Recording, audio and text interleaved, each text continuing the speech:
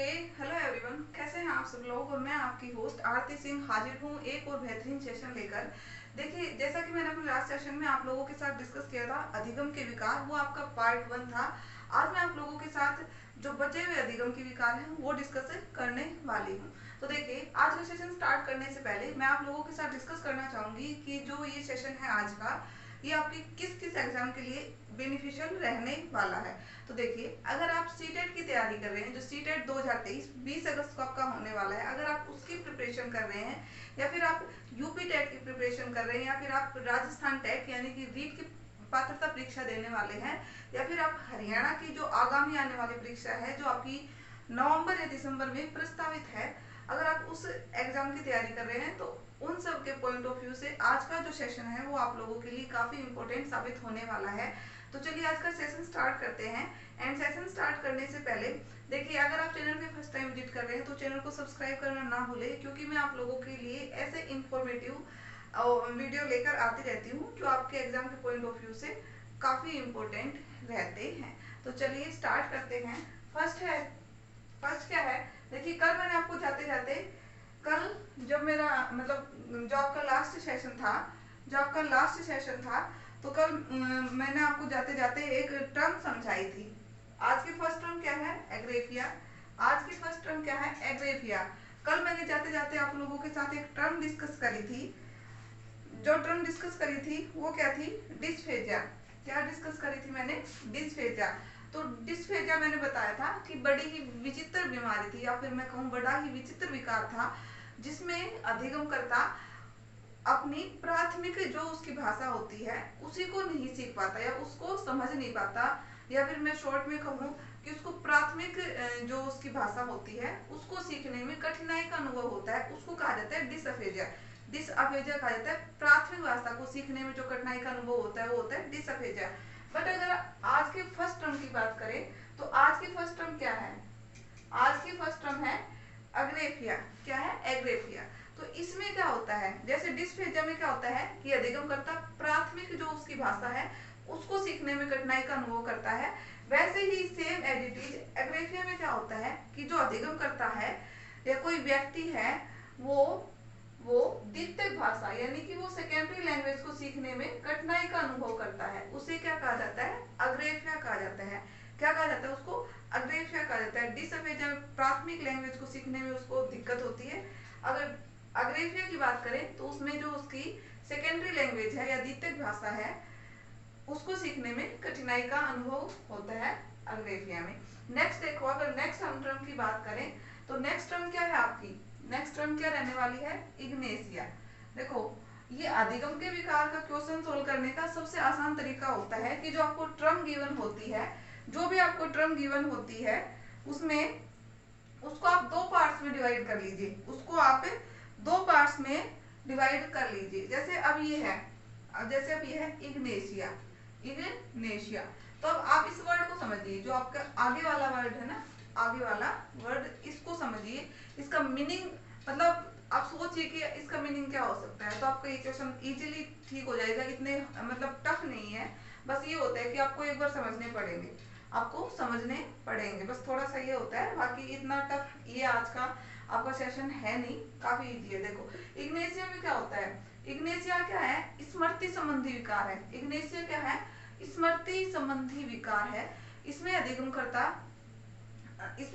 के साथ क्या होता है कि उसके बीच बीच में मतलब बीच बीच में उसकी जो स्मृति है वो विलुप्त हो जाती है, कि उसको कुछ टाइम के लिए, तो एक टाइम तो ऐसा आएगा कि उसको सारी चीजें याद रहने लग जाती है, बट फिर कुछ टाइम बाद एक टाइम ऐसा आ जाता है कि वो उन चीजों को भूलने लग जाता है या उसके माइंड से चीजें स्किप होने लग जाती है, तो वो क्या होती है? इग्नेशिया। इग्नेशिया याद रख लीजिए, स्मृति संबंधी विकार है। अगर हम बात करें अग्रेफिया की, तो अग्रेफिया क्या है? अग्रेफिया है कि जो उसको द्वितीय भाषा सीखने में कठिनाई का अनुभव होता है, वो क्या है आपकी? अग्रेफिया। नेक्स्ट अगर हम बात करें तो इग्नेशिया मैंने आपको बता दिया कि स्मृति संबंधी विकार है। इसमें अधिगमकर्ता की बीच बीच में स्मृति विलुप्त होती जाती है। तो देखिए, नेक्स्ट टर्म की बात करें तो नेक्स्ट टर्म क्या है? नेक्स्ट टर्म आपको क्या दी गई है? नेक्स्ट टर्म है कि प्रोजेरिया। नेक्स्ट टर्म क्या दी गई है आपको? प्रोजेरिया। तो देखो, प्रोजेरिया में क्या होता है? प्रोजेरिया में आपको प्राय देखने को मिलता है कि कम उम्र में बुढ़ापे के लक्षण दिखाई देने लगते हैं। अब बुढ़ापे के लक्षण क्या क्या होते हैं, जैसे थकान का अनुभव होना, चीजें याद ना रहना, मतलब किसी चीज पर ध्यान ना लगा पाना, या फिर मैं कहूँ कि अपने माइंड को कंसंट्रेट ना कर पाना, ये सारे लक्षण किसके होते हैं, बुढ़ापे के। और ये सारे लक्षण अगर एक बुढ़ापे की निश्चित एज से पहले दिखाई देने लग जाते हैं, उस किसी निश्चित एज में से मान लो कि 50 है या 55 है या 60 है, तो उससे पहले अगर ये लक्षण दिखाई देने लग जाते हैं तो ये कौन सा विकार होगा, ये होगा प्रोजेरिया। इसमें समय से पहले बुढ़ापे के लक्षण दिखाई देने लग जाते हैं। तो देखो नेक्स्ट टर्म की बात करें, सबसे इंपॉर्टेंट है आज के सेशन में, सबसे इंपॉर्टेंट है anorexia nervosa and bulimia nervosa. ये आपके प्रीवियस ईयर क्वेश्चन भी रह चुके हैं। प्रीवियस ईयर किसमें, आपके एस्टेट में अगर आप हरियाणा टेट का एग्जाम दे रहे हैं तो उसमें भी आपका ये क्वेश्चन पूछा गया है। एंड रीट 2021 में भी आपका इससे क्वेश्चन पूछा गया था, और शायद सीटेट में भी एक बार इससे क्वेश्चन पूछा गया था। तो ये क्वेश्चन 3 जगह रिपीट हो चुका, 3 जगह ये क्वेश्चन रिपीट हो चुका है। तो देखिए एनोरेक्सिया नर्वोसा और बुलिमिया नर्वोसा होता क्या है, ये दोनों भोजन संबंधी विकार हैं। ये दोनों क्या है, भोजन संबंधी विकार। क्या है ये, भोजन संबंधी विकार हैं। देखिए अब इसमें क्या होता है, एक विकार में क्या होगा कि व्यक्ति को ये डर रहता है कि कहीं उसका वजन ज्यादा ना बढ़ जाए, इसलिए वो अपनी जो उसकी बॉडी की रिक्वायरमेंट होती है उससे भी कम क्वांटिटी में वो खाना खाता है या ग्रहण करता है। और एक विकार ऐसा होता है जिसमें उसको ऐसा लगता है, उसके मन में ऐसा भ्रम पैदा हो जाता है कि उसका वेट कहीं कम ना हो जाए, तो वो जरूरत से ज्यादा खाने लग जाता है। तो ऐसा कौन से, इसमें मेन डिफरेंस यही है कि एक में ज्यादा खाना खाएगा, एक में कम खाएगा। बच्चे इसी में कंफ्यूज होते हैं, बच्चे सबसे ज्यादा कंफ्यूज इसी में होते हैं कि किसमें ज्यादा खाना खाता है व्यक्ति और किसमें कम खाना खाता है। देखो अब हम बात करते हैं पहले एनोरेक्सिया नर्वोसा की। नर्वोसा टर्म दोनों में सेम है तो इनको छोड़िए। एनोरेक्सिया नर्वोसा एंड ये बुलिमिया। देखो मैं तो बताऊंगी अब इनको, मतलब ध्यान रखने का तरीका बताऊं मैं आपको।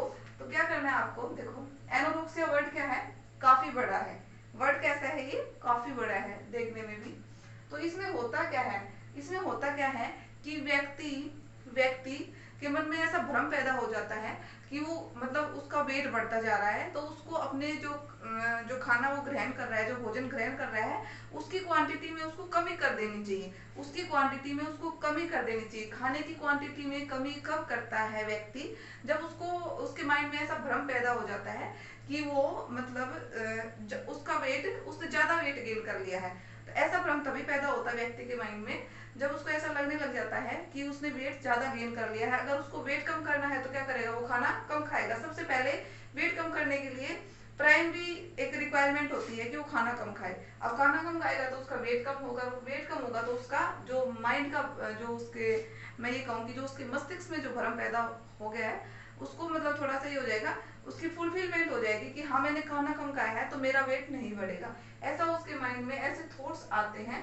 तो एनोरेक्सिया में क्या होता है, शॉर्ट में बोलूं, एनोरेक्सिया में क्या होता है कि जो व्यक्ति है उसके माइंड में भ्रम पैदा हो जाता है कि वो ज्यादा मोटा होता जा रहा है, उसने ज्यादा वेट गेन कर लिया है। तो वो उसको कम करने के लिए क्या करेगा, खाना कम खाएगा। और देखो मतलब रियलिटी में कुछ नहीं होता, बस उसके माइंड में ऐसे भ्रम पैदा हो जाते हैं कि उसका वेट ज्यादा हो गया या फिर उसके ऐसा ये हो गया वो हो गया, उसके माइंड में सिर्फ भ्रम पैदा होता है, बट रियलिटी में ऐसा कुछ नहीं होता।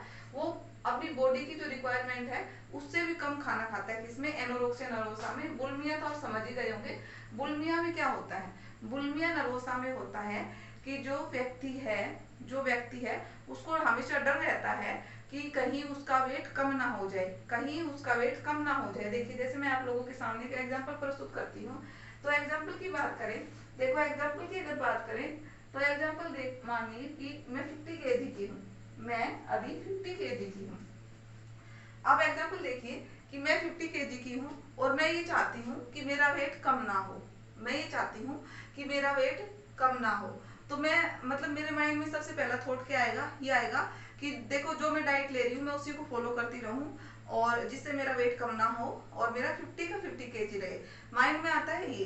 बट कभी कभी सिचुएशन ऐसी आ जाती है, कभी कभी सिचुएशन ऐसी पैदा हो जाती है कि मैं खाना नहीं खा पाती, या फिर मान लीजिए कोई भी ऐसी वो हो जाती है कि मैंने एक टाइम खाना नहीं खाया या 2 टाइम खाना नहीं खाया, या मैंने फास्ट किया, या मैं कुछ भी हो, कोई भी रीजन हो सकता है, तो वो मैंने खाना स्किप कर दिया एक टाइम का, तो उस टाइम मेरे माइंड में क्या आएगा कि मैंने खाना नहीं खाया, मैंने खाना नहीं खाया तो मेरा वेट कम होगा, मेरा वेट कम हो जाएगा। तो इस डर से क्या होता है, जैसे मान लीजिए मैंने कल रात को खाना नहीं खाया, तो मैं क्या सोचूंगी सुबह उठते कि मैंने कल रात को खाना नहीं खाया था, तो उसकी पूर्ति मैं आज सुबह ब्रेकफास्ट में करूंगी और मैं आज ज्यादा खाना खाऊंगी। अगर आज मैं ज्यादा खाना खाऊंगी तो मेरा वेट कम नहीं होगा। ऐसे विचार पैदा होते हैं किसमें, बुलिमिया नर्वोसा में। ऐसे विचार किसमें पैदा होते हैं, बुलिमिया नर्वोसा में। बुलिमिया नर्वोसा में जरूरत से ज्यादा खाना ग्रहण करता है व्यक्ति। एंड जो आपका एनोरेक्सिया नर्वोसा है, इसमें क्या होता है कि जो उसकी जरूरत है उससे भी कम भोजन ग्रहण करता है व्यक्ति। तो आई होप आपका जो कंफ्यूजन है एनोरेक्सिया में एंड बुलिमिया में वो आपका क्लियर हो गया होगा, दूर हो गया होगा वो कंफ्यूजन।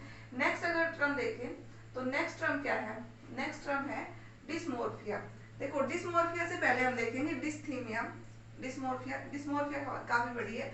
डिस्थीमिया देख लेते हैं पहले। डिस्थीमिया क्या है, ये एक तनाव संबंधी विकार है, आप इसको ध्यान रख लीजिए। बस डिस्थीमिया क्या होता है कि तनाव संबंधी विकार है। आपसे मतलब सी टेट में पूछ ले या किसी भी टेट में पूछ ले, आपसे इतना पूछेगा कि डिस्थीमिया क्या है। डिस्थीमिया होता है आपका तनाव संबंधी विकार। अब देखो बात कर लेते हैं डिस्मोर्फिया।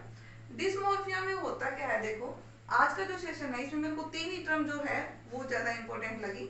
एक तो anorexia nervosa and bulimia nervosa, second ये जो आपकी थर्ड है ये डिस्मोर्फिया। 3 टर्म मेरे को सबसे ज्यादा इंपॉर्टेंट लगी है। 3 टर्म ये आपको मतलब बिल्कुल ध्यान रखनी है, आपसे एग्जाम में पूछी जा सकती है 20 अगस्त को। कोई भी इनमें से एक टिका के दे देगा और वो आपको उस टाइम कुछ भी ध्यान नहीं आता एग्जाम में, तो अच्छे से क्लियर कर लीजिए। तो देखो डिस्मोर्फिया में क्या होता है, देखो जैसे एनोरेक्सिया नर्वोसा और बुलिमिया नर्वोसा क्या है कि भोजन संबंधी विकार है। भोजन संबंधी विकार तो ये दोनों है। बट अगर हम डिस्मोर्फिया की बात करें तो डिस्मोर्फिया क्या होता है कि ये इसमें क्या होता है कि व्यक्ति के मस्तिष्क में शारीरिक संरचना से संबंधित जो व्यक्ति की बॉडी की शेप है उससे रिलेटेड भ्रम पैदा हो जाते हैं कि मेरी नाक टेढ़ी है, मेरा एक कान बड़ा है, दूसरा कान छोटा है। जैसे मान लीजिए मैं एग्जांपल लेती हूँ कि मैं आईने के सामने खड़ी हूँ और मैं आईने में देखकर ऐसा सोच रही हूँ कि मेरा एक कान तो कितना बड़ा है, दूसरा कितना छोटा है, मेरी नाक एक साइड से लंबी है, एक साइड से छोटी है, टेढ़ी है, कुछ भी मतलब ऐसे ऐसे मतलब कमियां निकालने लग जाते हैं आईने के सामने खड़े होके। इस विकार में जब व्यक्ति को डिस्मोर्फिया होता है तो व्यक्ति आईने के सामने खड़ा होगा और वो मतलब श्रम में कमियां निकालेगा कि मेरे में ये कमी है, ये छोटा है, ये बड़ा है, जो मैंने आपको एग्जांपल दिए। इस तरीके से वो उसके माइंड में ऐसे भ्रम पैदा हो जाते हैं। तो ये डिस्मोर्फिया था, ये आपका एनोरेक्सिया नर्वोसा था, बुलिमिया नर्वोसा था, प्रोजेरिया था, इग्नेशिया था, एग्रेसिया था। तो आई होप आपका जो कंफ्यूजन था अधिगम विकारों को लेकर वो क्लियर हुआ होगा। आज का सेशन इतना ही रखते हैं, फिर ज्यादा लंबे सेशन हो जाते हैं। देखिए अगर आपका जो भी कंफ्यूजन होता है किसी भी टॉपिक को लेकर तो कमेंट सेक्शन में कमेंट कीजिए कि आप हमें ये टॉपिक करवाइए, तो मैं मतलब वही आप लोगों के लिए सेशन लेकर आऊँ। क्योंकि अभी आपके पास इतना टाइम नहीं है, 20 अगस्त आने वाली है, आपका एग्जाम होने वाला है, ज़्यादा आप लोगों के पास टाइम है नहीं। एंड मैं तो ये कहती हूँ अगर आपका इस बार सीटेट क्लियर हो जाता है तो ये आपकी लाइफ के लिए टर्निंग पॉइंट हो सकता है, टर्निंग पॉइंट हो सकता है। क्योंकि देखो अगर आपका इस बार सीटेट क्वालिफाई होता है तो आप डीएसएस के लिए एलिजिबल हो जाएंगे, क्या पता आपको ईएमआरएस में भी एलिजिबल कर दे। और बिहार टेट में तो आप हैं, बिहार टेट में तो है, बिहार की तो वैकेंसी भी कितनी ज्यादा है, आप ये सोचिए ना। तो आप कोशिश कीजिएगा कि इस बार आपका सीटेट 100% क्वालिफाई हो जाए। पीछे नहीं हुआ उससे कुछ भी रीजन हो सकते हैं, आपको टाइम ना मिला हो या और कुछ भी रीजन, आपके कंफ्यूजन क्लियर नहीं हुए, जो भी आपके रीजन हो सकते हैं। बट इस बार अपना 100% दीजिए और अपना सीटेट का एग्जाम क्रैक कीजिए। तो आज के लिए इतना ही रखते हैं, मिलते हैं एक नेक्स्ट सेशन में। एंड देखो अगर आपको वीडियो पसंद आते हैं ना तो वीडियो को लाइक कीजिए, ज़्यादा से ज़्यादा शेयर कीजिए। अगर चैनल पे फर्स्ट टाइम विजिट कर रहे हैं तो चैनल को सब्सक्राइब करना ना भूलें, क्योंकि आपका एक सब्सक्रिप्शन मुझे मोटिवेशन देता है कि मैं नए नए सेशन आप लोगों के लिए लेकर आती रहूँ। तो आज के लिए इतना ही रखते हैं, मिलते हैं एक नेक्स्ट इन्फॉर्मेटिव सेशन के साथ। Thank you so much.